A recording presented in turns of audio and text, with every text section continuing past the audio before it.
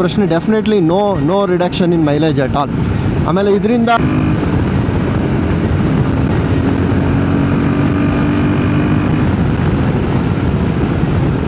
ನನಗಂತೂ ಸಿಕ್ಕಾಪಟ್ಟೆ ಖುಷಿ ಇದೆ ಸ್ನೇಹಿತರೆ. ಪವರ್ ಅಂತೂ ಆಲ್ಮೋಸ್ಟ್ ನನಗೆ ಒಂದು 15. ಓಕೆ ಕೈ ನಿಂತ್ಕೊಂಡು ನೀನು ಐತಾ ಸೂಪರ್ ಬಿಡದೆ. ಇದ್ರ ಹತ್ರ ಟ್ರೈನ್ ಒಬ್ಬನಿಗೆ ಹೊಡ್ಕೊಂಡು ಹೋಗಿದೆ. ಇಲ್ಲಿ ಬಾಡಿ ಸೆಂಟ್ರಲ್ ಗೌರ್ಮೆಂಟ್ ಅವ್ರು ಬಂತ ಬಟ್ಟೆ ಬಿಸಿ ಆಗ್ಬಿಟ್ಟಿದೆ. ಇಲ್ಲಿ ಹಾಕಿದ್ರೆ ಮೆಲ್ಟ್ ಆಗ್ಬಿಡ್ತಿದೆ. ಅದರಿಂದ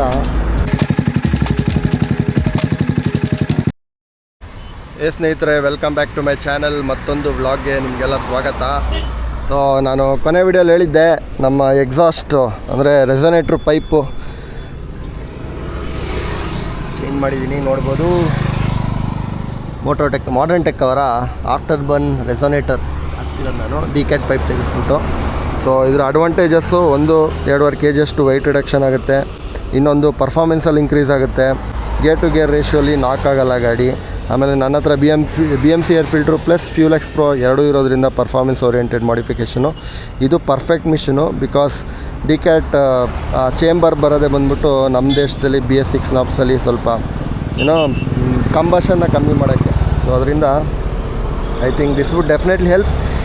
ಹಳೆ ವಿಡಿಯೋಲಿ ನೀವೇನೋ ನೋಡಿಲ್ಲ ಅಂದರೆ ಇನ್ಸ್ಟಾಲೇಷನ್ ಫುಲ್ ಮಾತಾಡಿದ್ದೀನಿ. ಇವತ್ತಿನ ವಿಡಿಯೋಲಿ ನಾವು ಈ ಗಾಡಿ ಈಗ ಈ ಪರ್ಫಾರ್ಮೆನ್ಸ್ ಓರಿಯೆಂಟೆಡ್ ಇಷ್ಟೊಂದು ಇದೆಯಲ್ಲ ಮಾಡಿಫಿಕೇಷನ್ನು, ಮೈಲೇಜ್ ಎಷ್ಟು ಬರುತ್ತೆ, ತುಂಬ ಜನಕ್ಕೆ ಪ್ರಶ್ನೆ ಇದೆ.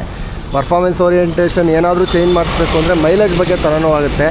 ಸೊ ಮೈಲೇಜ್ ಎಫೆಕ್ಟ್ ಬೀಳುತ್ತಾ ಅಂತ ನಾವು ಮೈಕ್ ಸೆಟಪ್ನ ಎಲ್ಲ ಹಾಕ್ಕೊಂಡು ಹೆಲ್ಮೆಟ್ ವ್ಯೂಗೆ ಹೋಗ್ಬಿಟ್ಟು ಮಾತಾಡಿ. ಸ್ಟಾರ್ಟೆಡ್ ಆಗಿರೋದ್ರಿಂದ ಮೈಸೂರು ರೋಡ್ ಫುಲ್ ಜನ ಅಷ್ಟೇ. ಟೂ ವೀಲರ್ಸು ಇದೆ. ಖುಷಿ ಆಯಿತು ನೋಡಿ. ಬ್ರೇಕ್ಫಾಸ್ಟ್ ಅಡಿಗೆ ತುಂಬ ಜನ ಬಂದಿದ್ದಾರೆ. ನಾನು ತುಂಬ ದಿನ ಆದಮೇಲೆ ಈ ಥರ ಸೋಲೋ ಬರ್ತಾ ಇರೋದು. ಬಿಕಾಸ್ ನಮ್ಮ ಸಂಚಾರಿ ಸೇನೆಯವರೆಲ್ಲ ಒಂದು ದೊಡ್ಡ ಲಾಂಗ್ ರೈಡಲ್ಲಿದ್ದಾರೆ. ಸದ್ಯಕ್ಕೆ ನಾವು ನೆಕ್ಸ್ಟ್ ಮಾನ್ಸೂನ್ ರೈಡ್ ಇಮಿಡಿಯೇಟಾಗಿ ಪ್ಲ್ಯಾನ್ ಮಾಡ್ತಾಯಿದ್ದೀವಿ. With short number of people, ಕಮ್ಮಿ ಜನದ ಜೊತೆ. ಸೊ ಸ್ನೇಹಿತರೆ, ನಾನು ಆ್ಯಕ್ಚುಲಿ ಹೇಳಿಲ್ಲ, ಇಲ್ಲಿ ತನಕ ಗಾಡಿ ಓಡಿಸ್ಕೊಂಬಂದಿದ್ದೀನಿ. ತೋರಿಸ್ತೀನಿ ನಿಮಗೆ. ಗೋಪ್ರೋ ಸೆಟಪ್ ಹಾಕಿರಲಿಲ್ಲ. 10 ಕಿಲೋಮೀಟ್ರ್ ಹೊಡೆದಿದ್ದೀನಿ ಕೆಂಗೇರಿಯಿಂದ. ಸಿಕ್ಕಾಬಟ್ಟೆ ಖುಷಿ ಇದೆ. ನಾನು ತೋರಿಸ್ಕೊಳಕ್ಕೆ ಹೋಗ್ತಾಯಿಲ್ಲ, ಜಸ್ಟ್ ಬಿಕಾಸ್ ನಿಮ್ಮ ಗಾಡಿ ಓಡ್ತಾ ಅದನ್ನು ಎಕ್ಸ್ಪ್ಲೇನ್ ಮಾಡೋಣ ಅಂತ ಕೆಲವೊಂದು ಪಾಯಿಂಟ್ ನೋಟ್ ಮಾಡ್ಕೊಂಡಿದ್ದೀನಿ. ನಾನು ಇಷ್ಟು ಪರ್ಫಾರ್ಮೆನ್ಸ್ ಅಂದರೆ ಇಷ್ಟು ಸಲ ನಾನು ಡಾಮಿನಾರಿಂದ ಏನು ಕಲ್ತಿದ್ದು ಅಂದರೆ ಆಕ್ಸಿರೀಸ್ ತುಂಬಕ್ಕಿಂತ ಗಾಡಿಗೆ I have to do performance oriented modification ಅಂತ. ತುಂಬ ಖುಷಿ ಕೊಡುತ್ತೆ.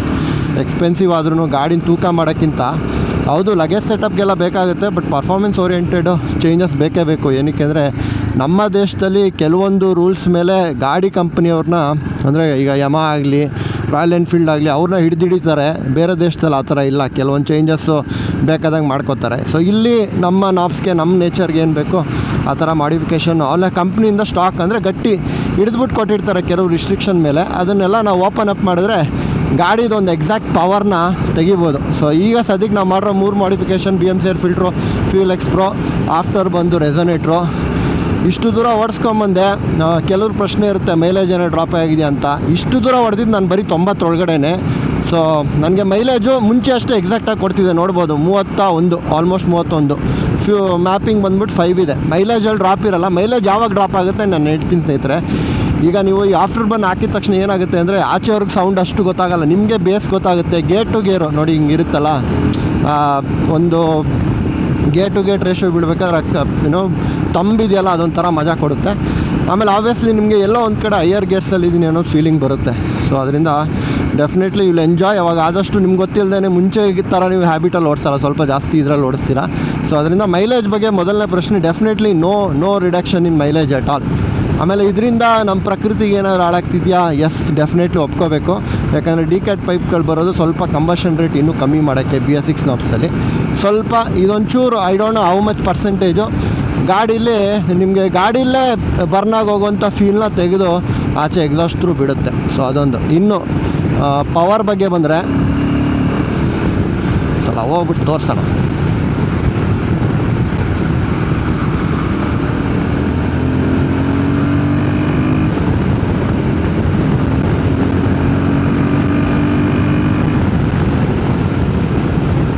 ನನಗಂತೂ ಸಿಕ್ಕಾಪಟ್ಟೆ ಖುಷಿ ಇದೆ ಸ್ನೇಹಿತರೆ. ಪವರ್ ಅಂತೂ ಆಲ್ಮೋಸ್ಟ್ ನನಗೆ ಒಂದು 15% ಕಂಪ್ನಿ ಹೇಳೋದು 20% ಇಂಪ್ರೂವ್ ಆಗುತ್ತೆ ಅಂತ as per SDRC motors. After bun fuel x BMC ಏರಿಸಿದ್ರೆ 15% ಅಷ್ಟು ಪವರ್ ಇನ್ನೂ ಇನ್ಕ್ರೀಸ್ ಆಗಿದೆ. BHP ಬಿಕಾಸ್ ನಾನು ಡೆಫಿನೆಟ್ಲಿ ಚೆಕ್ ಮಾಡೋಕ್ಕಾಗಲ್ಲ, ಟಾಪ್ ಸ್ಪೀಡು ಅದು ರೈಡರ್ ಸ್ಕಿಲ್ ಮೇಲೆ ಹೋಗುತ್ತೆ. ನಾವು ಇದರಲ್ಲಿ ಹಿಡಿದಿರೋ 157 ಕಿಲೋಮೀಟ್ರ್ ಪರ್ ಸ್ಪೀಡು, ಅದಕ್ಕಿಂತ ಇನ್ನೂ ಒಂದು 164 ತನಕ ಹೋಗ್ಬೋದು ನನ್ನ ಪ್ರಕಾರ. ಸೊ ನನಗೆ BHP ಬಗ್ಗೆ ಕನ್ಸರ್ನ್ಗಿಂತ ಟಾರ್ಕ್ ನಂಗೆ ತುಂಬ ಇಷ್ಟ. ನಾನು ಟಾಪ್ ಸ್ಪೀಡ್ನ ಜಾಸ್ತಿ ಲಾಂಗ್ ಟರ್ಮ್ ಹಿಡ್ಕೊಂಡು ಹೊಡೆಯೋಕ್ಕಾಗಲ್ಲ, ಸ್ಟ್ರೈನ್ ಬಂದುಬಿಡುತ್ತೆ.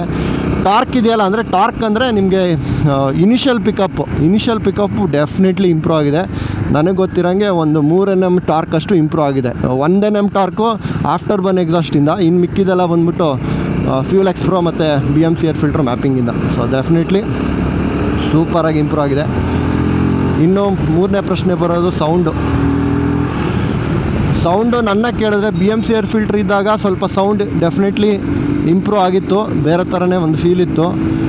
ಅದಕ್ಕಿಂತ ಇನ್ನೊಂದು ಸ್ವಲ್ಪ ಇನ್ಕ್ರೀಸ್ ಆಗಿದೆ ಅಂತ ಹೇಳ್ಬೋದು. ತುಂಬ ಏನು ಡಿಫ್ರೆನ್ಸ್ ಬರೋಲ್ಲ, ಬಟ್ ಗೇರ್ ಟು ಗೇರ್ ಬೀಳ್ಬೇಕಾದ್ರೆ ನಿಮಗೆ ಅದೊಂದು ಏರ್ ಪಟಾರ್ ಅಂತ ಒಂದು ಸೌಂಡ್ ಬರುತ್ತಲ್ಲ, ಅದೊಂದು ಒಳ್ಳೆ ಮಜಾ ಮಾಡ್ತೀರಾ. ಆಮೇಲೆ ಡೆಫಿನೆಟ್ಲಿ ಒಂಚೂರು ಹೈಡ್ಲಲ್ಲಿದ್ದಾಗ ನಿಮಗೆ ಹೈಯರ್ ಗೇರ್ಸಲ್ಲಿದ್ದೀನಿ ಅಂತ, ಹೈಡ್ಲಲ್ಲ ಸಾರಿ, ಈಗ 3rd ಗೇರಲ್ಲಿದ್ದಾಗ ನಿಮಗೆ 2ndಲ್ಲಿದ್ದೀನಿ ಅನ್ನೋ ಒಂಥರ ಫೀಲಿಂಗ್ ಬರುತ್ತೆ. ಬಟ್ ತುಂಬ ನೀವು ಎಕ್ಸ್ಪೆಕ್ಟ್ ಮಾಡೋಕ್ಕೆ ಹೋಗಬೇಡಿ, ನಾನು ಎಕ್ಸಾಸ್ಟ್ ಚೇಂಜ್ ಮಾಡಿದಷ್ಟೇ ಸೌಂಡ್ ಬರುತ್ತಲ್ಲ, ಇಲ್ಲ ಡೆಫಿನೆಟ್ಲಿ ಇಲ್ಲ. ಬೇಸ್ ಅಂತೂ ಈ ಗಾಡಿ ಬೇಕಾದ್ರೆ ಇನ್ನೊಂದು ಗಾಡಿ ನಿಲ್ಲಿಸ್ಬಿಟ್ಟು ಚೆಕ್ ಮಾಡಿದ್ರೆ ಡೆಫಿನೆಟ್ಲಿ ಇಂಪ್ರೂವ್ ಆಗಿದೆ. ಕ್ಷಮೆ ಇರಲಿ, ನಾನು ಹಳೆ ವೀಡಿಯೋಲ್ಲಿ ಬಂದುಬಿಟ್ಟು ನಾನು ಸ್ಟಾರ್ಟಿಂಗ್ ವೀಡಿಯೋ ಹಾಕಿರಲಿಲ್ಲ, ಹೇಳ್ದೆ ಆ ವೀಡಿಯೋಲ್ಲಿ ಇದು ವಿತೌಟ್ ರೆಸೊನೇಟ್ರ್, ಅಂದರೆ ವಿತೌಟ್ ಆಫ್ಟರ್ ಬನ್ ರೆಸೊನೇಟ್ರ್ ಹೆಂಗೆ ಸೌಂಡ್ ಬರುತ್ತೆ ಅಂತ. ನಿಮ್ಗೇನಾದರೂ ಸ್ಟಾಕ್ ಎಕ್ಸಾಸ್ಟು ನೋಡಬೇಕು ಸೌಂಡ್ ಅಂತ ಇದ್ದರೆ ಇಲ್ಲೇ ಐ ಬಟನಲ್ಲಿ ನಮ್ಮ ಹಳೆ ವೀಡಿಯೋ ಬರ್ತಾ ಇರುತ್ತೆ, ದಯವಿಟ್ಟು ಚೆಕ್ ಮಾಡಿ. ಅಂತೂ ಅಷ್ಟು ಗೊತ್ತಾಗಲ್ಲ, ಬಟ್ ಗಾಡಿ ಓಡಿಸ್ತಾ ಇರೋರಿಗೆ ಅದೊಂದು ಫೀಲ್ ಬಂದೇ ಬರುತ್ತೆ. ಐ ಕ್ಯಾನ್ ಕ್ವಿಕ್ಲಿ ನಿಮ್ಗೆ ಬೇಕಾದ್ರೆ ತೋರಿಸ್ತೀನಿ. ವಾವ್, ಸಕ್ಕತ್ತಾಗಿದೆ ಗುರು ದೇವಸ್ಥಾನ. ಹೆಂಗೆ ಬರುತ್ತೆ ಸೌಂಡ್ ಅನ್ನೋದು.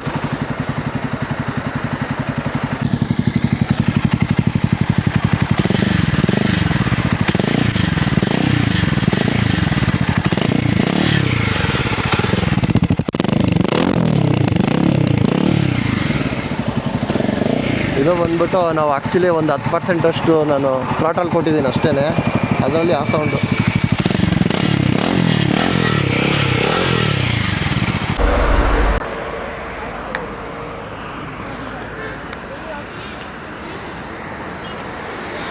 ಯಾವ ಸ್ಕೂಲು? ಬಿಡದಿ ಸ್ಕೂಲು. ಹೆಂಗೆ ಹೋಗೋದು? ನಡ್ಕೊಂಡು ಹೋಗ್ತೀರಾ? BMTC ಬಸ್ಸಲ್ಲಿ ಹೋಗ್ತೀರಾ? ಇವತ್ತು ಹಾಫ್ ಡೇ, ಅರ್ಧ ದಿನನಾ?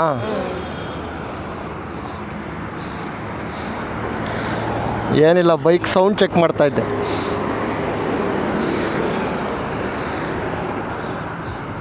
ಎಷ್ಟನೇ ಕ್ಲಾಸು? 9th ನೀನು? ಹೌದಾ, ನೀನು 8th? ಏಯ್ ಸೂಪರ್. ಓಕೆ, ಬರಲಾ? ಬಾಯ್.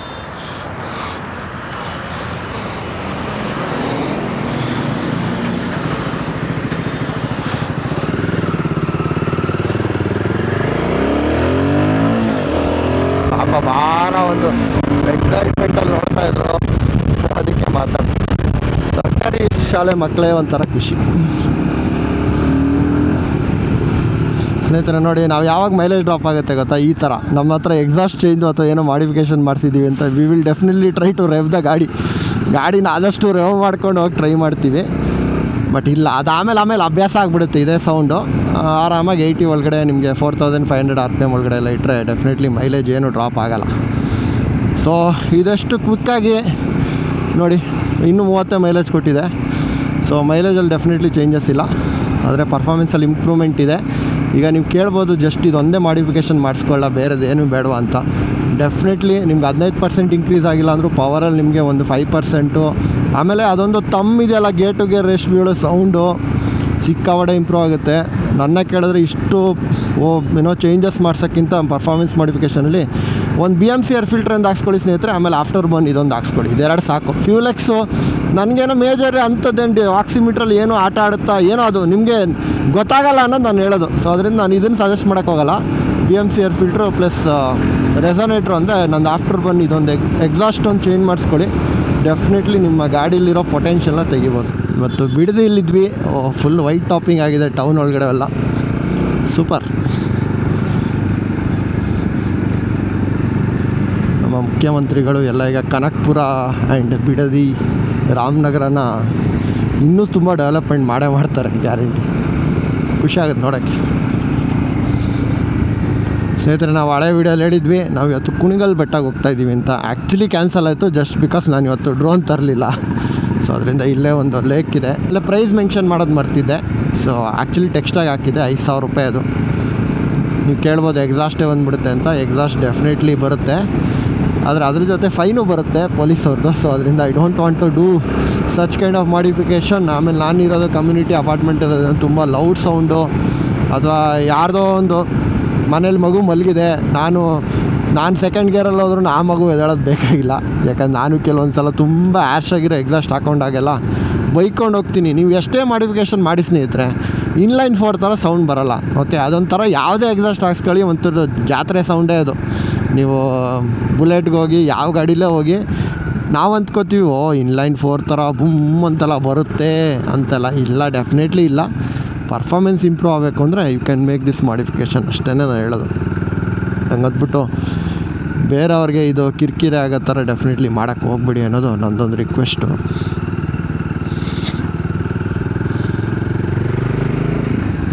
ಹೋಟೆಲ್ ಚವಿ. ಸೊ ಅದರಿಂದ ನಾನು ಫ್ಯೂಚರಲ್ಲಿ ಅಷ್ಟೇ ತುಂಬ ಏನಾದರೂ ಒಳ್ಳೆಯದೇನಾದರೂ ನಿಮಗೆ ಗೊತ್ತೇ ಇದೆ, ಪವರ್ ಏಜ್ಡ್ ಎಕ್ಸಾಸ್ಟ್ಗಳು. Power age exhaust same stock ಥರನೇ ಬರುತ್ತೆ ನೋಡೋಕ್ಕೆ. ಇದ್ಯಾವುದೋ ಇಲ್ಲಿ ದೇವಸ್ಥಾನ ಇದ್ದಂಗಿದೆ, ನೋಡೋಣ. ಓದಿನಿ. ಆಮೇಲೆ ಈ ರಾಯಲ್ ಎನ್ಫೀಲ್ಡ್ ಗೇರ್ಸ್ ಇದೊಂದು ಖುಷಿಯ ವಿಚಾರ. ನೀವು ಬೇಕಾದ್ರೆ ಸಮ್ಮರ್ಗೆ ಹಾಕೋಬೋದು, ಅಂದರೆ ಬೇಸಿಗೆಗೂ ಹಾಕೋಬೋದು. ಮಳೆಗಾಗಲ್ಲ, ಮಳೆಗೆ ಆಬ್ವಿಯಸ್ಲಿ ಲೈನರ್ ಹಾಕೋಬೇಕು. ಇನ್ನು ನಾರ್ಮಲ್ ವಿಂಟರ್ ಲೈನರು ಕೊಟ್ಟವನೇ. ಬೇರೆ ನಂದು ಬೈಕಿಂಗ್ ಬ್ರದರು ಆಬ್ವಿಯಸ್ಲಿ ಹಳೇದಾಗಿತ್ತು. ಬಟ್ ಇದರಲ್ಲಿ ದೇವಸ್ಥಾನ ಇದೆಯಾ ಚೆನ್ನಾಗಿದೆಯಾ?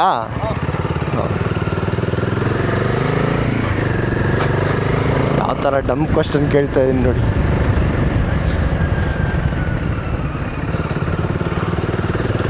ಊರೊಳಗಡೆ ಇದೆಯಂತೆ, ಚೆನ್ನಾಗಿದೆ ದೇವಸ್ಥಾನ ಆದಮೇಲೆ ಚೆನ್ನಾಗೇ ಇರುತ್ತೆ.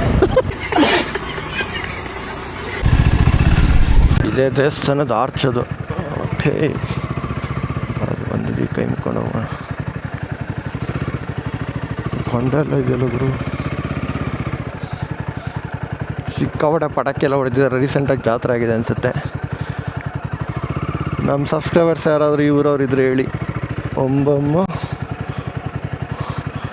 ದೇವಿಯವರ ದೇವಸ್ಥಾನ, ಅವರಾಗೆರೆ ಸ್ವಾಮಿ ದೇವಿ ಎಲ್ಲರಿಗೂ ಒಳ್ಳೇದು ಮಾಡಪ್ಪ. ಕೆಲವೊಂದು ಸಲ ನಾವು ಪ್ಲ್ಯಾನ್ ಮಾಡ್ದೇ ಕೆಲವೊಂದು ಡೆಸ್ಟಿನೇಷನ್ ಬರ್ದಿರುತ್ತೆ. ಓಕೆ, ನಾನು ಸುಮ್ಮನೆ ಹಿಂಗೆ ತಿರುಗಿಸ್ದೆ. I was able to come to this place. 40 ಆ ಥರ ಆ ಸ್ಪೀಡಲ್ಲೇ ಹೊಡೆದಿರೋದು. ಮೈಲೇಜ್ ಆ ರೇಂಜಿಗೆ ಕಿತ್ಕೊಂಡು ಹೋಗಿದೆ. ಇನ್ನು ಈ ಥರ ಪರ್ಫಾರ್ಮೆನ್ಸ್ ಮಾಡಿಫಿಕೇಷನ್ ಚೇಂಜ್ ಮಾಡಿದಾಗ, ಏನೋ ಮಾಡಿಫಿಕೇಷನ್ ಮಾಡಿದಾಗ ನೀವು ಒಂದು 7,000 RPM ಮೇಲೆ ಹೋಗ್ತಿದ್ದಂಗೆ ಮೈಲೇಜು ತುಂಬ ಕಮ್ಮಿ ಆಗಿ ಬರುತ್ತೆ. ಇಲ್ಲೊಂದು ಬ್ಯೂಟಿಫುಲ್ ಕೆರೆ ಇದೆ, ಯಾವಾಗಲೂ ಬರ್ತಾಯಿರ್ತೀನಿ. ಏನಂದರೆ ಹೆಂಗಿದೆ ನೋಡ್ಬೇಕೀಗ, ಮಳೆಗಾಲ ಅಲ್ವಾ. ಓಹೋ, ಸಿಕ್ಕಾಪಟ್ಟೆ ಬೈಕರ್ಸ್ ಇದ್ದಾರೆ.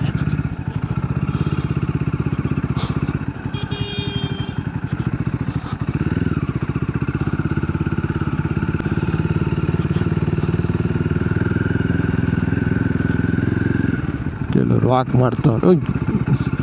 ಗ್ರಿಲ್ಲೆಲ್ಲ ಹಾಕ್ಬಿಟ್ಟಿದಾರಲ್ಲ ಗುರು.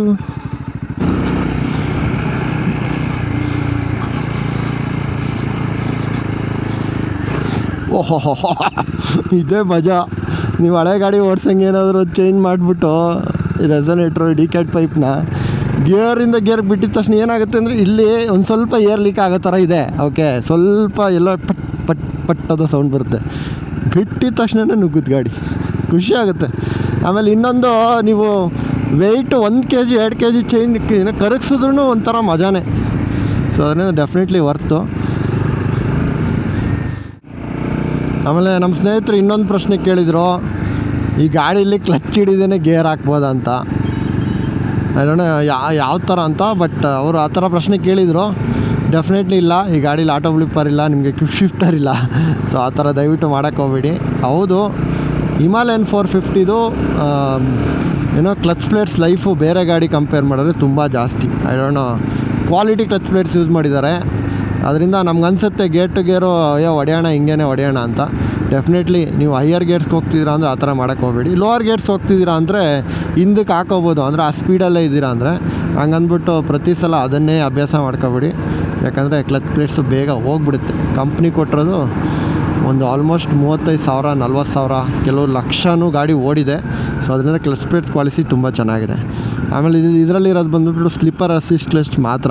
ಅಂದರೆ ಏನಂದರೆ ನಿಮಗೆ ಉಲ್ಟಾ ಗೇರ್ ಹಾಕ್ತಿದ್ದೀರಾ ಅಂದರೆ ಕ್ಲಚ್ ಹಿಡಿದ್ಬಿಟ್ಟು ಅಕಸ್ಮಾತ್ ಉಲ್ಟಾ ಗೇರ್ ಹಾಕ್ತಿದ್ದೀರಾ ಸಡನ್ನಾಗಿ ಅಂದರೆ ಗಾಡಿ ರೇವ್ ಆಗಲ್ಲ. ಫಾರ್ ಎಕ್ಸಾಂಪಲ್ 3ನೇ ಗೇರಿಯಲ್ಲಿದ್ದೀರಾ, ಪಠಾರ್ ಅಂತ ನೀವು ಬ್ರೇಕಿಂದ ಕಂಟ್ರೋಲ್ ಮಾಡೋಕ್ಕಾಗ್ತಿಲ್ಲ ಗಾಡಿನ ಅಂದಾಗ, ಮುಂದಕ್ಕೆ ಹೊಡಿತಾ ಇದ್ದೀರಾ ಗೇರ್ ಅಂದಾಗ ತುಂಬ ರೇವ್ ಮಾಡಲ್ಲ ಗಾಡಿ, ಇಂಜಿನ್ ಗೇಟ್ ಬಿಡಲ್ಲ. That is slipper assist clutch. ಅದು ಬಿಟ್ಟರೆ ಡೆಫಿನೆಟ್ಲಿ ನೀವು ಕ್ಲಚ್ ಹಿಡಿದು ಗೇರ್ ಚೇಂಜ್ ಮಾಡಿ, ಇದು ಉತ್ತರ. ಈಗ ಒಂದು ಫ್ಯೂ ಮಿನಿಟ್ಸ್ ಬ್ಯಾಕ್ ಆಗಿರೋ ಕತೆ, ನಮ್ಮ ಬಿಡದಿ ಇದ್ರ ಹತ್ರ ಟ್ರೈನ್ ಒಬ್ಬನಿಗೆ ಹೊಡ್ಕೊಂಡು ಹೋಗಿದೆ. ಇಲ್ಲಿ ಬಾಡಿ ಸೆಂಟ್ರಲ್ ಗೌರ್ಮೆಂಟ್ ಅವ್ರು ಬಂದು ತೆಗಿಬೇಕೀಗ. ಮೇಯ್ನು ಆಗಿರೋದು ಫೋನಲ್ಲಿ ಮಾತಾಡ್ಕೊಂಡು ಹೋಗ್ತಿದ್ದಂತೆ, ಟ್ರೈನು ಬಂದು ಹೊಡ್ಕೊಂಡು ಹೋಗ್ಬಿಟ್ಟಿದೆ. ಆಬ್ವಿಯಸ್ಲಿ ಲೋಕೋ ಪೈಲಟ್ಗಳು ಅವರೂ ರೆಸ್ಪಾನ್ಸಿಬಲಾಗಿ ಇರ್ತಾರೆ. ಈಗಿನ ಕಾಲದಲ್ಲಿ ಎಲೆಕ್ಟ್ರಿಕ್ ಆಗಿರೋದ್ರಿಂದ ಸ್ವಲ್ಪ ಡಿಸ್ಟೆನ್ಸಲ್ಲಿರೋ ನಿಲ್ಲಿಸ್ಬಿಡ್ತಾರೆ, ದನಕಾರ ಕಾಣಿಸಿದ್ರು. ಸಡನ್ನಾಗಿ ಈ ಥರ ಅಡ್ಡ ಎಲ್ಲ ಬಂದರೆ ಏನು ಮಾಡೋಕ್ಕಾಗಲ್ಲ. ಜಸ್ಟ್ ಬಿಕಾಸ್ ಮೊಬೈಲಿಂದ ಅವ್ನಿಗೆ ಕೇಳಿಸಿಲ್ಲ, ಮೊಬೈಲ್ ಇಟ್ಕೊಂಡು ಹೋಗೋದು. ಅದೇ ಅಂಗಡಿಯವ್ರು ಹೇಳ್ತಾಯಿದ್ರು ಆ ಜಾಗದಲ್ಲಿ. ನೋಡಿ ಅಲ್ಲಿ ಜನ ನೋಡ್ತಿದಾರಲ್ಲ, ಅಲ್ಲಿ ಹೊಡ್ಕೊಂಡು ಹೋಗಿರೋದು. ನಾನು ಹೇಳೋದು ಮೊಬೈಲ್ ನೋಡೋದು ತಪ್ಪಲ್ಲ, ಬಟ್ ಎಲ್ಲಿ ಅಕ್ಕಪಕ್ಕದಲ್ಲಿ ಯಾರಿದ್ದಾರೆ, ನಿಮಗೆ ಮಾತಾಡೋಕ್ಕೆ ಆಪ್ಷನ್ ಇದೆಯಾ ಒಬ್ಬರ ಹತ್ರ ಮಾತಾಡೋಕ್ಕೆ, ಆ ಥರ ಎಲ್ಲ ಇದ್ದಾಗ ದಯವಿಟ್ಟು ಪ್ರೆಸೆನ್ಸಲ್ಲಿರಿ. ತಪ್ಪು ಕೇಳ್ಕೊಳಕ್ಕೆ ಹೋಗಬೇಡಿ.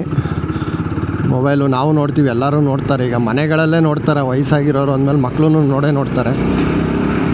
ಆದರೆ ನಮ್ಮದು ಸುತ್ತಮುತ್ತ ಏನು ನಡೀತಿದೆ ಅಂತ ಗೊತ್ತಾಗಬೇಕು. ಟ್ರೈನ್ ಹೋಗಿದೆ ಗೊತ್ತಾಗಿಲ್ಲ ಅಂದರೆ ಲೆಕ್ಕ ಹಾಕಿ. ಏನೋ ಕುಡಿದು ಬಿದ್ದಿದ್ದೇನೆ ಅಂದರೆ ಅದು ಬೇರೆ ಥರ. ಇದು ಬೆಳಿಗ್ಗೆ ಆಗಿರೋದು ಕತೆ. ಅನ್ಫಾರ್ಚುನೇಟ್ಲಿ ನಮ್ಮ ಎಕ್ಸ್ಪೆರಿಮೆಂಟ್ ಏನಂದರೆ ಇಲ್ಲಿಗೆ ಹಾಕ್ಬಿಟ್ಟು ಮಾಡೋಣ ಅಂತ, ಬಟ್ ಸಿಕ್ಕಾಬಟ್ಟೆ ಬಿಸಿ ಆಗ್ಬಿಟ್ಟಿದೆ. ಇಲ್ಲಿ ಹಾಕಿದ್ರೆ ಮೆಲ್ಟ್ ಆಗ್ಬಿಡ್ತಿದೆ. ಸೊ ಅದರಿಂದ ಸದ್ಯಕ್ಕೆ ನಿಮಗೆ ಒಂದು ಈ ಟ್ರಯಲ್ ಟೆಸ್ಟ್ ಮಾಡೋಕ್ಕಾಗಲ್ಲ, ಬಟ್ ಆಬ್ವಿಯಸ್ಲಿ ನಿಮಗೆ ತೋರಿಸಿದ್ದೀನಲ್ಲ ಸ್ನೇಹಿತರೆ. ದಯವಿಟ್ಟು ಈ ಥರ ಮೈಕ್ಗಳು ತೊಗೊಂಡಾಗ ಹೀಟಿಂಗ್ ಮೆಟೀರಿಯಲ್ ಮೇಲೆ ಹಾಕ್ಬೇಡಿ, ಯಾಕಂದರೆ ಇದು ಫುಲ್ಲು ಮೆಲ್ಟ್ ಆಗ್ಬಿಡುತ್ತೆ. ಮೆಲ್ಟ್ ಆದರೆ ಹೋಯ್ತು ನಿಮ್ಗೆ 5,500 ಬೈಕ್. ಅದೊಂದು ಹುಷಾರಾಗಿರಿ.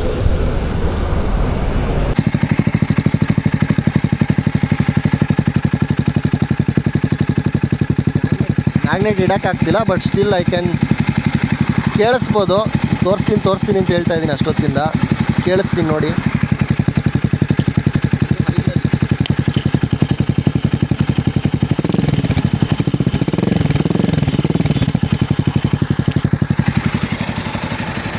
ಏನಂದ್ರೆ ಸ್ನೇಹಿತರೆ, ಗಾಡಿ ಜಾಸ್ತಿ ವೈಬ್ರೇಷನ್ ಇದೆ ಹಿಮಾಲಯನ್ನು. ಸೊ ಅದರಿಂದ ನಾನು ಅಲ್ಲಿಟ್ಟರೆ ಡೆಫಿನೆಟಾಗಿ ಫುಲ್ ಮೆಲ್ಟ್ ಆಗಿಬಿಡುತ್ತೆ. ಸೊ ಇದಿಷ್ಟು ಈ ವಿಡಿಯೋಗೆ. ಮುಂದಿನ ವೀಡಿಯೋಸಲ್ಲಿ ನಾವು ಕುಣಿಗಲ್ ಬೆಟ್ಟ ಹೋಗ್ತಾ ಮಾತಾಡೋಣ. ಸೊ ಯಾಕಂದರೆ ಚಾರ್ಜ್ ಸ್ವಲ್ಪ ಕಮ್ಮಿ ಇದೆ.